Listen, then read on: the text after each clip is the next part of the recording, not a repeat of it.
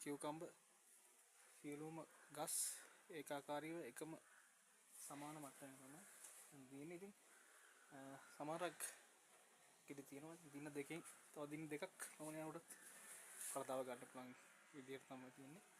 ඉතින් දින 45ක් යන වගාවක් නිවැරදිව පොහොර භාවිතා කරලා මේ විදිහට කෘමිනාශක දිවිවිනාශක දිවිවිද භාවිතා කරලා ඒ වගේම මේ වගේ ස්ටිකර් තියෙනවා. ඉතින් ඒ වගේම අපිට පුළුවන් පැලමක් කරනවා වගේ සුදු මැස්සන් ඒ වගේ දේවල් ඒ සතුන් පාලනය කරගන්න පුළුවන්. දින 30ක් වෙච්ච වගාව බලන්න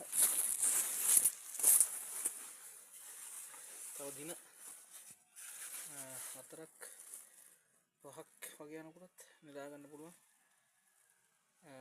ඒ වගේ ගිවිත් තියෙනවා. ඉතින් ඔබට පුළුවන් ඉතින් ඒක සම්බන්ධ වෙලා පැලමැක්කන් කූඩිත්තන් ඒ වගේම මයිටාවන්ගෙන් සමහරක් ගොවියෝ රක්තාකාර වගාව අත්හැරලා තියෙනවා. ඉතින් ඔබට පේනවා මේ පායන කාලෙත් අපි මේ විදිහට කිසිම හානියක් නොකොට මේ බලන්න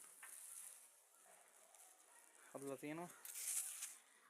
සතෙක් පැලමැක්කෙක්වත් කූඩිත්තෙක්වත් නැතුව මේ දල්ල සාක්‍ය දල්ල.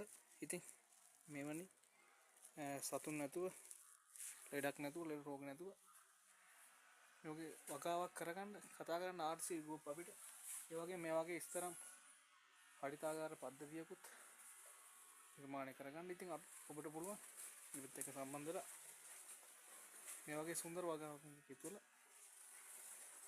මේ වගේ හරිතාගාර වගාවෙන් සමහරක් ඈත් වෙනවා. ඉතින් ඈත් වෙන්නේ නැතුව ඔයාලට ප්‍රශ්නයක් වෙලා තියෙන බැලමැක්කන් මයිටාවන්ගෙන් හානියක් නෙවෙයි පුළුවන් අපිට ඒ උපදෙස් ලබා දීලා පොහොර භාවිතයෙන් නිවැරදි කරොත් මේ වගේ හොඳ වගාවකට යන්න පුළුවන්. ඉතින් දින 30ක් වෙනකොට මේ මානේ කිරිත් තිබෙනවා.